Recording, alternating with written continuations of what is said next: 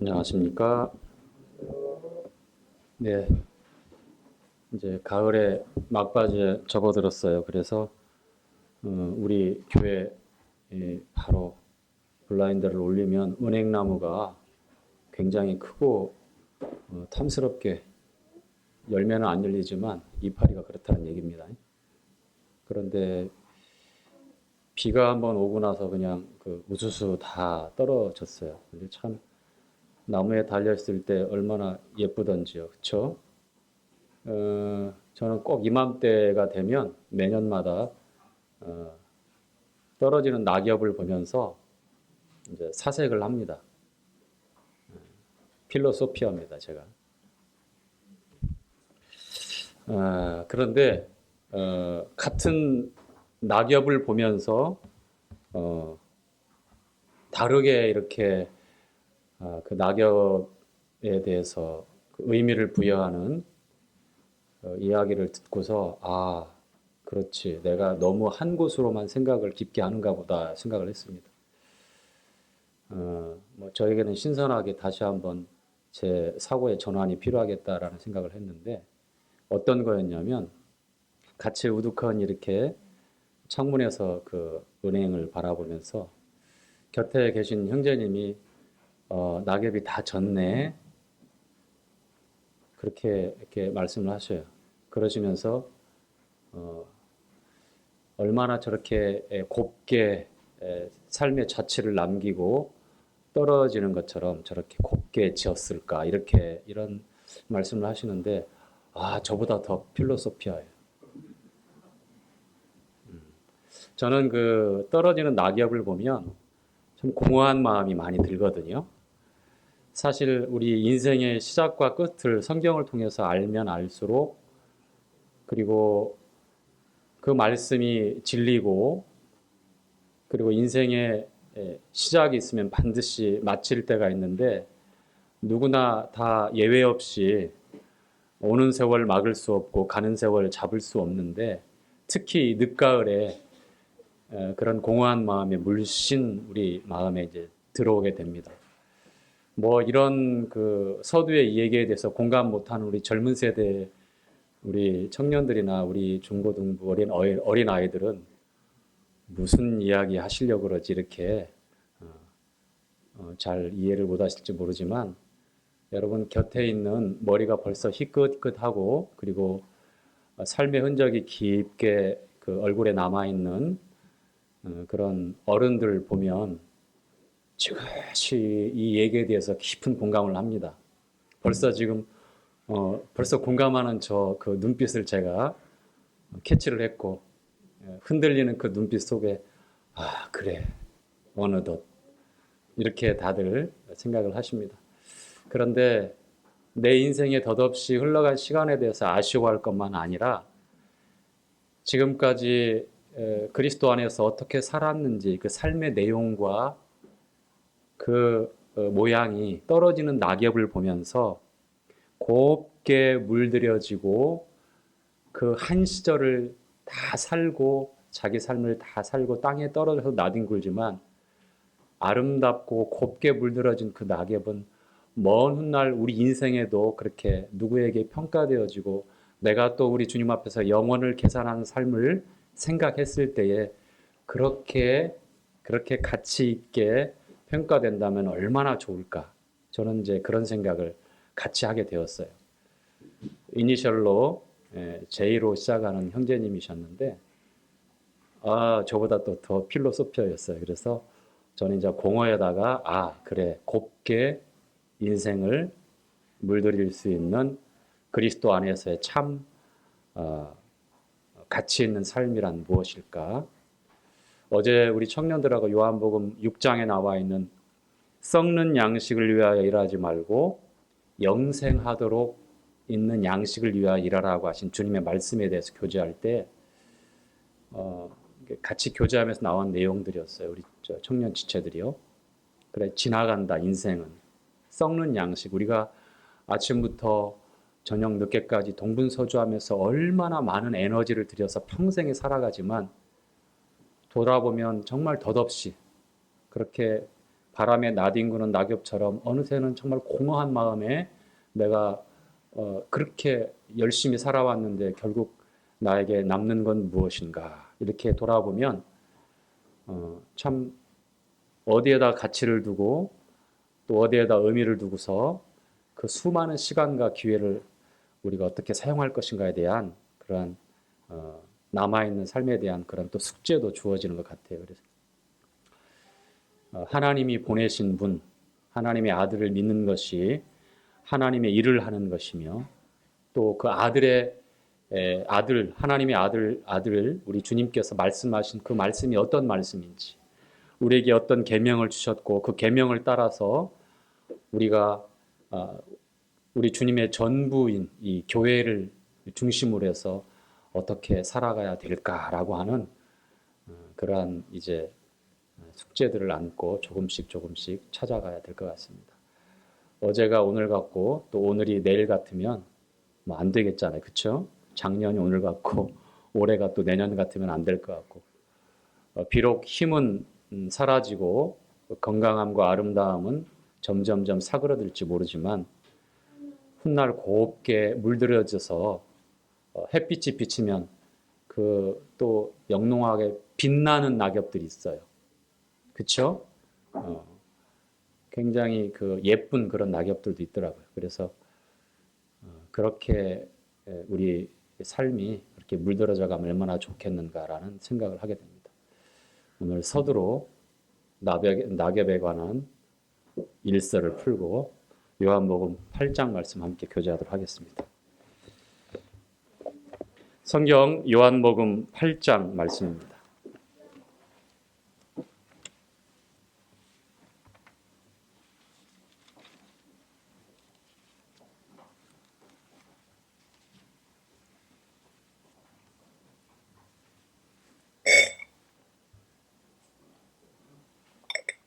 자, 8장 1절 함께 읽어보죠. 자, 시작. 예수는 감람산으로 가시다. 자, 1절만요. 우리 주님께서 지금 어떤 산으로 지금 가셨다라고 하는 내용인데 어떤 산이죠? 감람산. 이 감람산. 감남이라고 하니까 어디 강남 옆에 있는 뭐 대모산인지 그렇게 생각하실지 모르겠는데 올리브산입니다. 올리브산. 지중해 연안에는 양질의 기름을 만들어서 사용했던 주 원료가 바로 올리브 열매였습니다. 지금도 저희가 식재료로 올리브 기름은 다른 기름에 비해서 좀 품질이 좋은 그리고 더 건강에 이로운 그런 기름으로 사용하고 있죠. 이 감람산은 예루살렘 동편에 있는 일반적으로 유대인들이 안식일에도 하루 동안 왕래할 수 있는 그 거리가 정해져 있거든요. 그런데 아주 적당한 거리에 위치해 있어서 안식일에도 이 감람산에 이 올리브산에 자주 이렇게 가시고 또 제자들과 함께 가시기도 하고 그리고 우리가 잘 알고 있는 대로 마지막 잡히시기 전날 밤에 이 감람산에서 땀방울이 핏방울이 떨어지는 것처럼 기도하셨고 심한 통곡과 눈물로 하나님 아버지께 그 아뢰었던 그런 산입니다. 이 산은 주님이 이제 일주일 동안 예루살렘에서 마지막으로 보내셨던 시간에 주로 활동하셨던 그런 지역이기도 하죠. 자, 예수님은 감람산에 가셨는데 5장의 7장의 이제 내용에 이어서 이제 나오는 말씀인데요. 자, 그리고 이 감람산은 또 왜 중요하냐면 주님이 부활하시고 승천하실 때에 이 감람산에서 승천하셨습니다. 그리고 이 세상에 유대인의 왕으로 초림에 주로 오셨다면 하나님의 어린 양으로 희생당하시기 위해서 죽기 위해서 오셨다면 이제 재림의 주님은 만왕의 왕으로 오셔요. 만주의 주로 오십니다. 그리고 재림하시는 그 장소가 바로 이 감람산이에요. 감람산에 올라가심을 본 그대로 다시 내려오실 것이다라고 사도행전 1장에 제자들 앞에 나타난 천사들이 그렇게 말씀을 또 얘기를 하게 됐죠. 그렇죠? 예. 감람산에 주님의 두 발이 딱 내딛고 이렇게 재림하셨을 때에 동서로 이렇게 크게 나눠지게 되는 그러한 기록이 또 성경에 나와 있습니다. 자, 2절 말씀 함께 읽어볼까요? 2절 아침에 시작. 아침에 다시 성전으로 들어오시니 백성이 다 나오는지라. 자, 아침에 성전에 주님이 들어가셨고 유대인들은 성전을 중심으로 해서 삶이 이루어집니다. AD 70년경에 예루살렘이 철저하게 이제 망가지고 성전이 무너지고 이제 근 2000년간 전 세계에 흩어지게 되는데 그걸 디아스포라라고 이렇게 얘기하죠. 나라 없이 만국의 서름을 안고 전 세계에 흩어져서 그렇게 살게 되는데 또 중세 그리고 현대에 들어서 학살까지 당하는 반유대주의 사상이 고조되어졌을 때는 중세 때부터 그리고 독일의 아돌프 히틀러에 의해서 참 많은 사람들이 그렇게 학살당하는 그런 비운을 슬픔의 역사를 겪었던 민족인데요.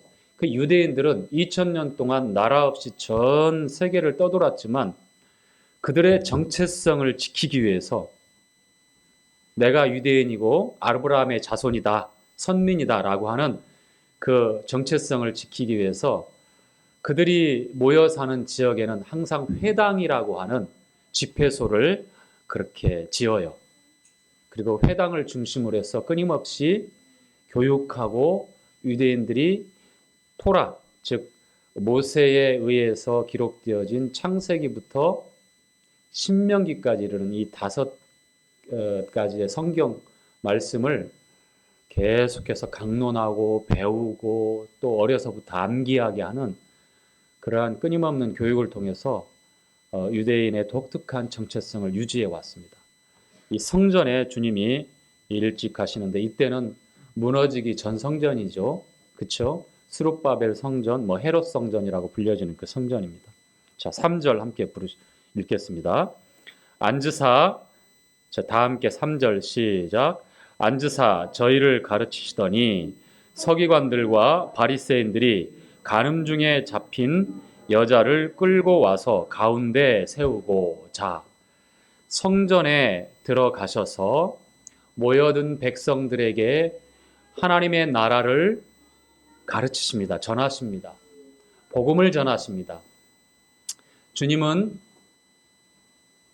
이 공생의 기간, 짧은 시간이었지만 3년 6개월 동안 언제 어디서나 모여든 군중들 또 개인적인 만남 그리고 반드시 찾아가서 또 만나야 될 그런 잃어버린 영혼들을 향해서 늘 하나님 말씀, 하나님 나라를 그들에게 전하셨습니다. 여전히 오늘도 보니까 성전에 모여든 백성들에게 하나님의 말씀을 전하십니다. 이 가르침이라고 하는 것은 상당히 중요하죠. 그렇죠? 교회 안에도 늘 가르침이 있습니다. 하나님의 이 말씀은 살았고 운동력이 있다고 말씀합니다. 하나님의 감동으로 기록되었다고 또 말씀을 하죠. 우리를 교리와 또 책망하시기도 하고 또 바르게 하십니다. 의로 교육하십니다. 이러한 모든 이 일들은 이 말씀을 중심으로 해서 이루어지는 가르침을 통해서 이루어지는 겁니다. 주님이 그러셨던 것처럼 또 주님의 전부인이 교회를 중심으로 해서 우리가 모였을 때에 하나님 말씀이 가르쳐져야 되고 또 가정에서 역시 자녀들에게 부모는 하나님의 말씀을 가르쳐야 합니다.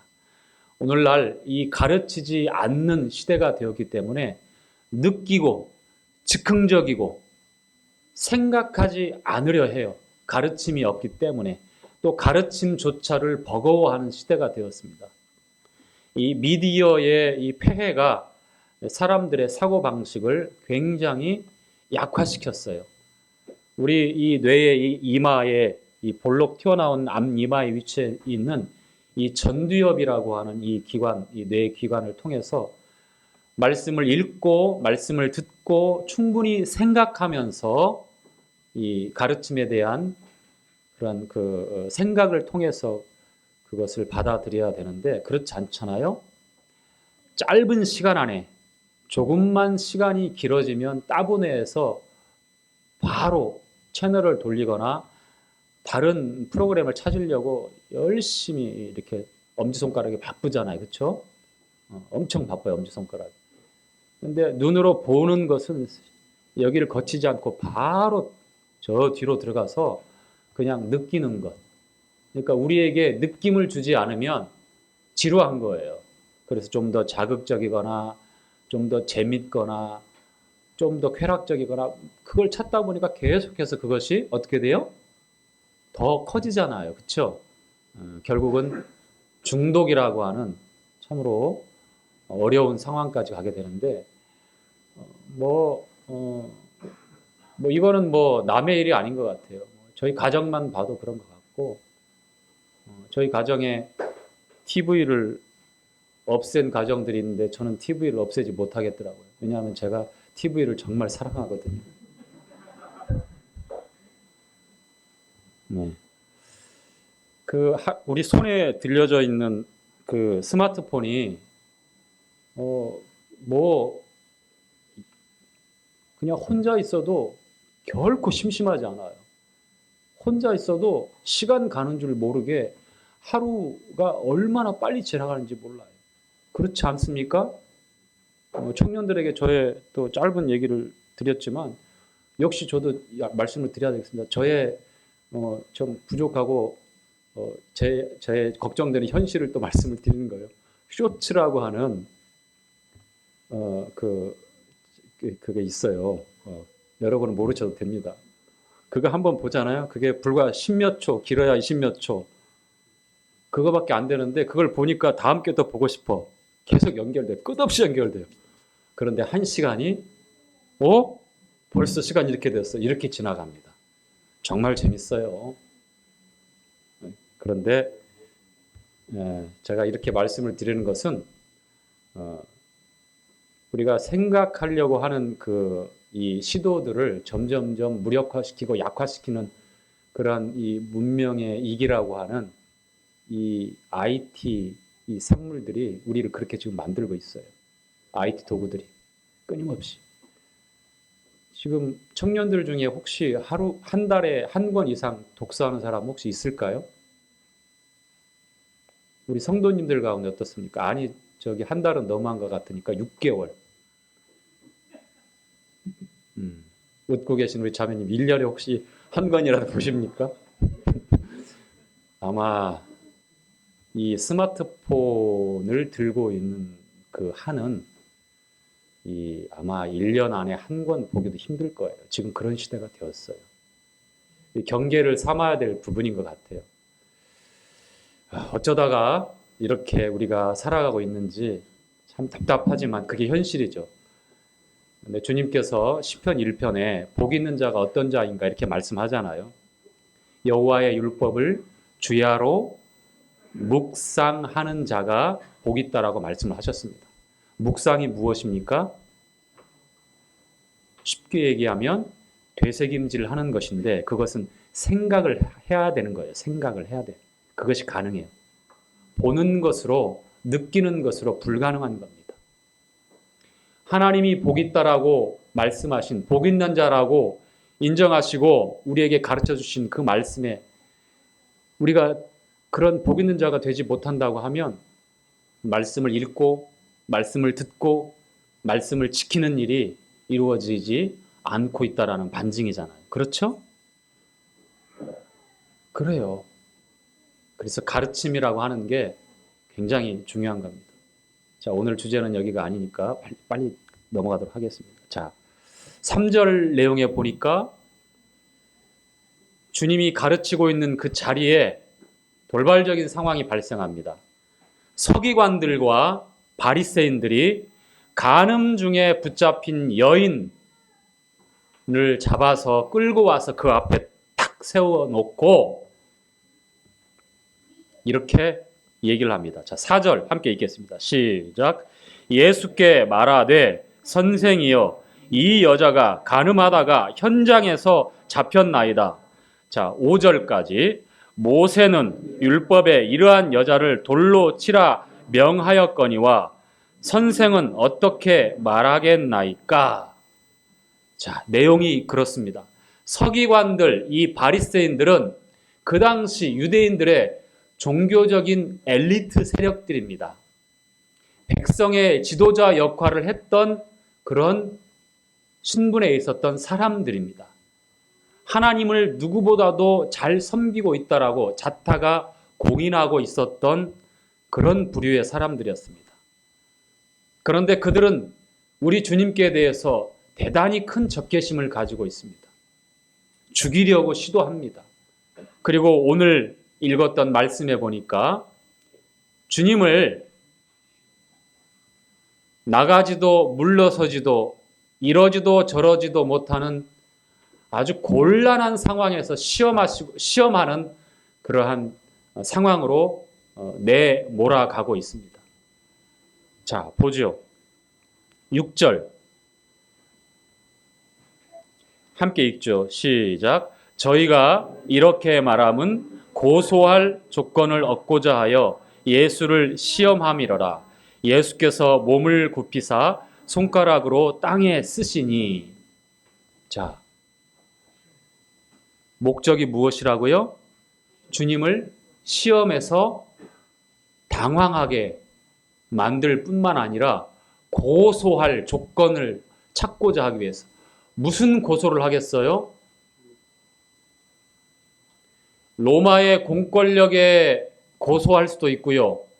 그리고 유대 사회를 지배하고 있는 율법을 어기는 자라고 해서 신성 모독자로 고소할 조건을 찾으려고 하고 있고요. 그리고 한 가지 더 비난할 제목을 찾고 있는 게 무엇일까요? 가르침과 당신이 지금까지 가르치고 있는 그 가르침과 정반대되는 그런 이야기를 하네. 당신은 위선자야 라고 그렇게 힐난하고 고소하려고 하는 그런 시험의 자리죠. 그런데 부인할 수 없는 사실은 그 자리에 간음 중에 붙잡힌 여인이 서 있어요. 그 모습을 가만히 생각해 보면 두려움에 그리고 부끄러움에 몸부림치고 부들부들 떠는 한 여인이 서 있는 것을 우리도 똑같이 알 수 있습니다. 성난 군중들은 어디서 구해왔는지 모르지만 각각 손에 돌 하나씩을 붙들고 금방이라도 내려칠 것처럼 그러한 기세로 노려보고 있습니다. 그 자리에 간음 중에 붙잡힌 여인, 그리고 그녀를 정죄하고 있는 서기관들과 바리새인들, 그리고 대부분의 많은 백성들 역시 그 여인을 향해서 불편한 시선을 보내고 함께 동조하려고 하는 그러한 무서운 그런 분위기와 정죄의 기운이 짙게 깔려 있는 장소죠. 이제 주님께 그들은 계속해서 묻습니다. 자, 그런데 한 가지 물어봅시다.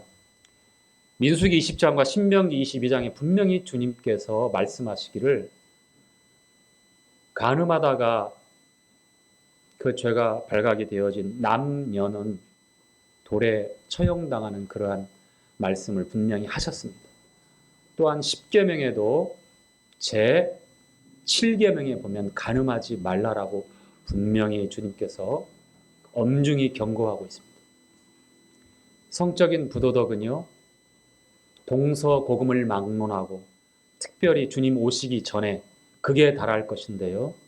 이것은 너무 광범위하고 인류가 살아오는 내내 문화나 어떤 이상한 법을 만들어서 착취하기도 하고 온갖 변태적이고 타락적인 것을 합리화하기도 하고 뿐만 아니라 사람들 내면에 너무 뿌리 깊게 내려 뿌리를 뻗고 있는 그런 참으로 숨기고 싶고 부끄러운 죄입니다. 어느 인생이라고 누구나 자유할 수가 없어요. 하나님은 결혼이라는 제도를 통해서 인간의 아름다운 이 성을 보호하십니다. 왜냐하면 생명을 낳아야 하기 때문에. 그런데 이 아름답고 고귀한 목적이 있는 이 성을 세상에 죄가 들어온 이후에 가장 강력하고 가장 매력적이고 가장 유혹적이고 가장 끈질기고 가장 은밀하게 우리 인생들을 올가매는 죄가 되었습니다. 이 여인도 그리고 이 여인과 함께 간음을 했던 이름 모를 한 남성도 분명히 하나님의 공의의 이 준엄한 율법 앞에서는 그 정죄를 피할 수가 없었습니다. 그렇죠? 그런데 간음 중에 붙잡힌 여인, 남자는 어디 갔죠? 여인만 끌고 왔어요. 여인만. 남자는 어디 갔어요? 도망갔을까요? 아마 100m를 11초나 12초에 주파해서 잡으려고 했는데 못 잡았나요? 고대 때는 여인들의 인권도 그리고 상대적으로 생물학적인 이 신체 구조도 연약하기 때문에 항상 희생당하는 입장에 있었어요.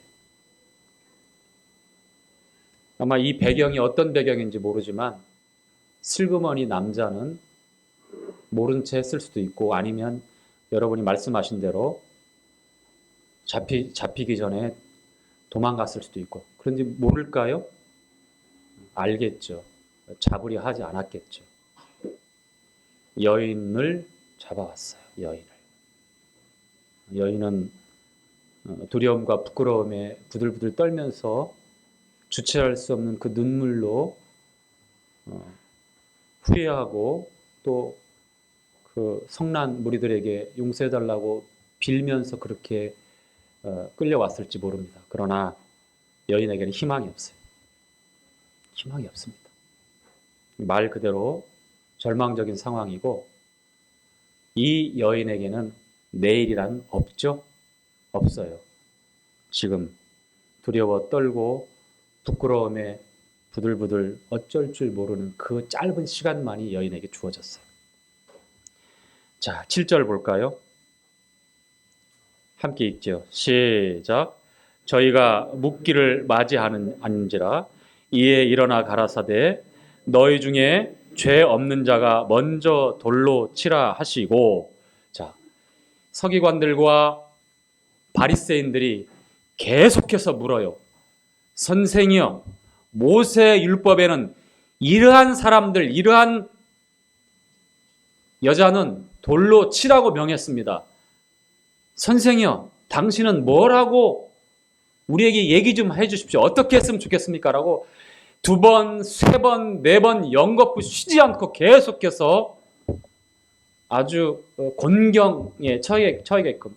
자, 여러분 한번 생각해 보십시오. 주님께서 불쌍하니 용서해 주자라고 하면 율법을 범하게 돼요. 율법을 범하게 됩니다. 한 번만 용서해 주자. 율법을 범하게 됩니다. 그럼 함께 처형당할 수도 있는 위태한 그런 답변이 되겠죠? 그렇지 않습니다. 주님은 너희는 서로 사랑하라. 내가 너희를 사랑한 것처럼 너희는 서로 사랑하라. 그래서 이 여인의 부끄럽고 이 드러난 죄지만 용서해 주자라고 사랑하니까 용서해 주자라고 하면 율법을 어기는 아주 진퇴양난의 아주 정말 곤혹스러운 상황이죠. 그러면 그래 누구라도 예외는 없다. 준엄한 율법의 심판에 이 여인은 나아가야 된다. 돌로 치라 라고 하면 어떻게 되겠어요? 두 가지에 또 걸려요. 하나는 당신은 위선자야. 두 번째는 그 당시 유대인들이 로마의 식민 지배를 받는 속국이기 때문에 그들이 직결 율법에 의해서 증인들이 있다면 심판을 할 수 있는, 율법에 의해서 심판할 수 있는 그런 사회적인 암묵적인 그런 심판이 주어졌지만, 그러나 로마의 법에 따라서 아무나 이 간음 중에 붙잡혔다고 해서 죽일 수가 없었어요. 예수님 당시에 로마의 법에 접촉이 되어지고 로마의 공권력에 의해서 사형이 언도되었을 때에 그 사람의 생명이 앗아지는 것이지, 종교법에 위배되었다고 해서 그들이 함부로 사형에 처할 수 없어요. 그래서 그래, 율법대로 돌에 맞아 죽을 여인이 우리가 사형에 해당한다라고 그렇게 답변을 하게 되면 위선자라고 하는 그러한 혼란과 그 다음에 로마의 법에 걸리기 때문에 즉각 고소를 당하게 되어 있는 상황이에요. 아시겠죠? 이렇게도 저렇게도 하지 못하는 그러한 아주 곤혹스럽고 난처한 상황입니다. 자, 그런데 주님께서 너희 중에 무엇이 없는 자가 먼저 돌로 치라? 죄 없는 자가 먼저 돌로 치라 하시고 땅에 이제 뭔가를 쓰십니다. 자, 8절 함께 읽죠. 시작. 다시 몸을 굽히사 손가락으로 땅에 쓰시니 저희가 이 말씀을 듣고 양심의 가책을 받아 어른으로 시작하여 젊은이까지 하나씩 하나씩 나아가고 오직 예수와 그 가운데 섰는 여자만 남았더라. 주님께서 그 성난 정죄하는 무리들에게 용서해 주자. 그래, 너희들 말대로 모세 율법대로 돌로 치자라는 예냐 아니오라고 하는 답변이 아니라 그들이 전혀 예상하지 못했던 너희 중에 죄 없는 자가 먼저 돌로 치라라고 이렇게 그들에게 답변하십니다. 그리고 땅에 뭔가를 손가락으로 쓰셨어요. 주님이 손가락으로 땅에 쓰셨는데 뭘 쓰셨을까요? 성경의 기록에 정확히 안 나오죠? 예. 우리는 몰라요. 그런데 구약에 주님이 손가락으로 친히 기록해서 모세에게 준 게 있죠. 뭐가 있을까요? 십계명입니다. 주님이 친히 기록해서. 그래서 기록한다고 하는 것, 뭔가 쓴다고 하는 것은 굉장히 중요한 의미를 우리에게 던져주고 있어요. 마태복음 4장에도 우리 주님이 40일 동안 금식하시고 나서 사단이 시험을 할 때에 세 가지 시험할 때에 그 시험을 다 이겨내신 것은 하나님 말씀으로 다 이겨내셨어요. 그런데 주님께서 하신 말씀이 기록되었으되 신명기에 있는 말씀을 가지고 하나님을 시험하지 말라. 하나님만 경배하라. 이 마귀의 올무에서 그렇게 승리하셨습니다. 이 기록한다고 하는 것. 모세를 통해서 율법을 유대 백성에게 주실 때도 친히 기록해서 나 외에 다른 신을 섬기지 말라고 1계명부터 해서 10계명 이웃의 것을 탐내지 말라고 하는 것까지 기록해서 친히 주셨어요. 주님이 하나님이잖아요. 모세에게 그 법을 주신 하나님. 땅에 쓰셔요. 뭔가를 쓰셨는지 모르지만 저는 이렇게 분별해 봅니다. 하나님의 공의의 법을 기록하지 않으셨을까? 저의 생각이에요. 자, 그런데 죄 없는 자가 먼저 돌로 치라라고 주님께서 말씀했을 때에 그 성난 무리들, 하나님을 누구보다도 잘 믿는다라고 하는 이 바리새인과 서기관들이 어른으로 시작하여 젊은이까지 하나, 둘 자기 손에 들었던 돌을 놓고 어떻게 돼요? 그 자리를 떠나게 됩니다. 누구부터 나갔어요? 어른부터, 즉 연장자부터. 여러분, 구약의 선지자들도 이사야가 그랬고요. 다니엘이 그랬고요. 그리고 사도 요한조차도 부활의 주님을 만나고 영화로운 거룩한 하나님의 현현을 목격하고서는 죽은 자처럼 되었어요. 성도였습니다. 사도였습니다. 하나님이 아시는 선지자였습니다. 화로다, 망하게 되었도다 라고 자기를 한탄했어요. 얼마나 거룩하고 깨끗하고 구별된 삶을 살았던 그런 성도였음에도 불구하고 하나님의 거룩한 의롭고 거룩한 그 하나님의 그 현현 앞에서 죽은 자처럼 되어지고 나는 이제 망하게 되었다라고, 나는 이제 절망적이다라고 그렇게 한탄할 수밖에 없었습니다.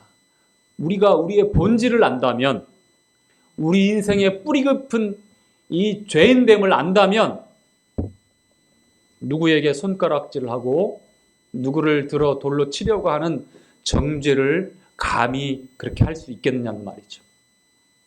너무나 다행스러운 것은 이 여인이 주님이 없는 자리에서 발각이 되어져서 주님이 없는 자리에서 정죄를 당했다고 하면 이 여인은 정말 내일이 없었습니다. 그런데 참 불행스럽지만 그 죄가 드러났고 그 죄가 현장에서 발각되었고 그것이 그 여인에게는 불행스럽고 수치스럽고 두렵고 아무리 후회하고 아무리 돌이켜봐도 다시는 새롭게 할 수 없는 자기에게는 절망적인 순간이지만 그러나 다행스러운 것은 정죄자의 손에 이끌려서 어디에 왔다고요? 주님 있는 자리에. 읽어보면 알겠지만 얼마나 그것이 다행입니까? 그런데 여기서 우리가 똑똑히 알아야 될 것은 어른으로 시작하여 젊은이까지 하나 둘 그 양심의 가책이 있기 때문에. 양심이 무엇입니까? 하나님이 사람에게, 우리 인생에게 주신 신호등이에요. 그렇죠? 아무도 보는 사람 없지만 도둑질을 할 때에, 나쁜 짓을 할 때에 심장이 쿵쾅쿵쾅쿵쾅 막 뛰기 시작합니다. 양심이 있기 때문이에요. 거짓말을 할 때에 얼굴이 나도 모르게 붉어져요. 양심이 있기 때문입니다. 근데 얼굴색도 안 변한 사람들이 있죠? 그 양심을 잘 다스리는 사람들이에요. 무서운 사람들입니다. 디모데를 통해서 주님은 화인 맞은 양심은 정말로 끔찍한 양심이라고 말합니다. 오늘날 그런 양심이 되어서는 안 됩니다. 죄에 대해서 가책이 없고 죄를 인정하지 않고 죄에 대해서 무지하다면 복음은 더 이상 복음이 아니에요. 예수님은 하나의 사회운동가, 혁명가, 존경할 그런 선생으로밖에 보이지 않습니다. 오늘날 수많은 목사님들이 예수님의 부활을 믿지 않는다고 합니다. 오늘날 수많은 교회에 다니는 그런 교인들이 천국과 지옥을 믿지 않는다고 말합니다. 그 양심이, 주님이 우리에게 주신 그러한 고유한 양심의 영역에서 벗어나고 있어요. 하나님을 두려워하지 않습니다. 그 양심의 불이 깜빡깜빡 노란불 들어오면 바로 빨간불이 들어온다고 하는 그 양심의 그 가책들을 다 무시하고 살아요. 오늘날 그래서는 절대 안 됩니다. 두 눈을 부릅뜨십시오.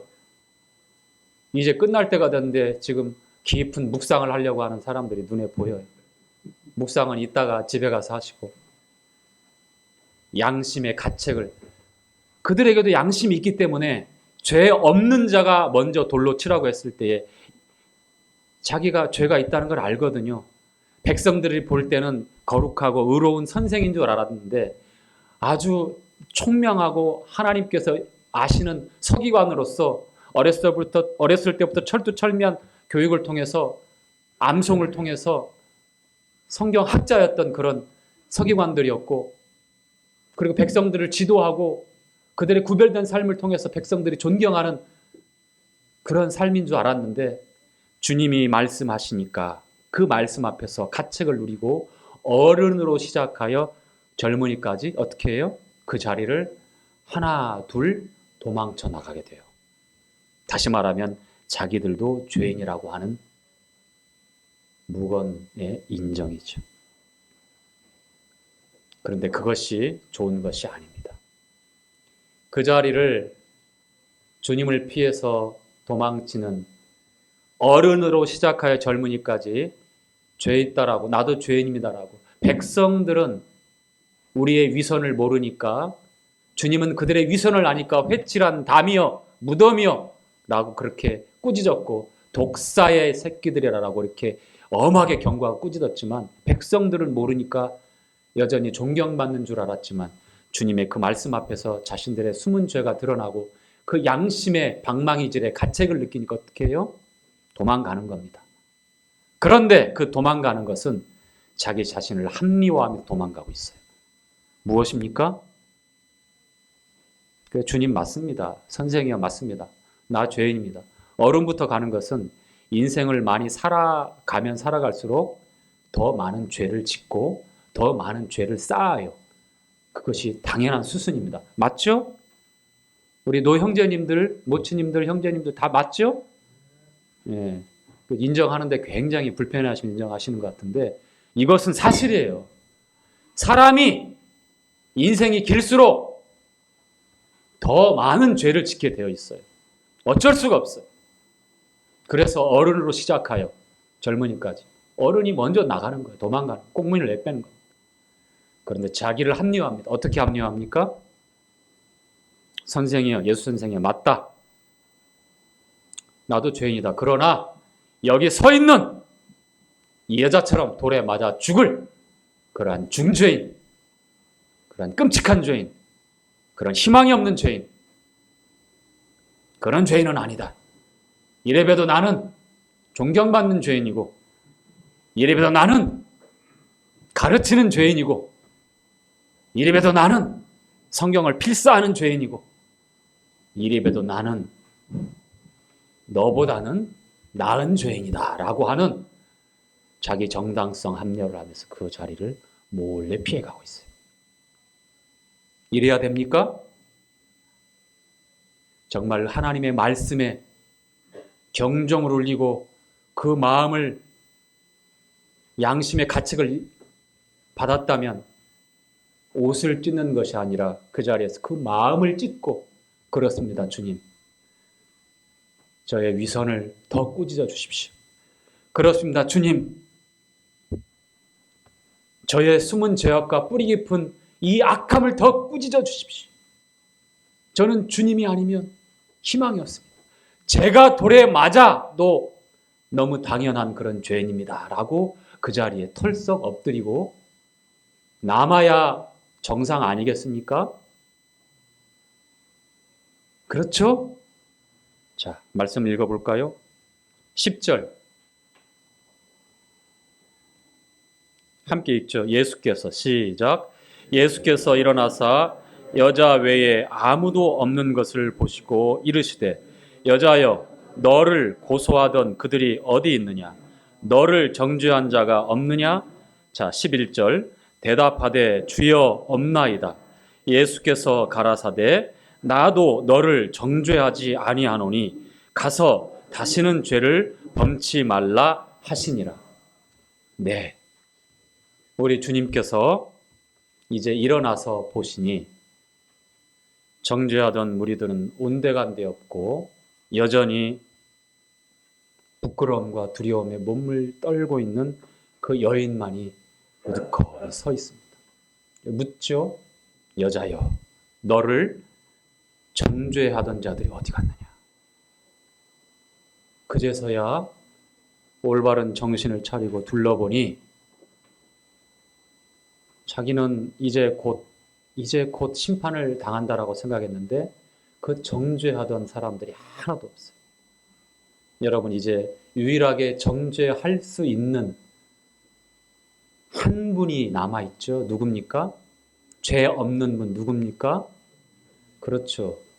예수님만이 그 여인을 정죄할 수 있고 심판할 수 있으셨습니다.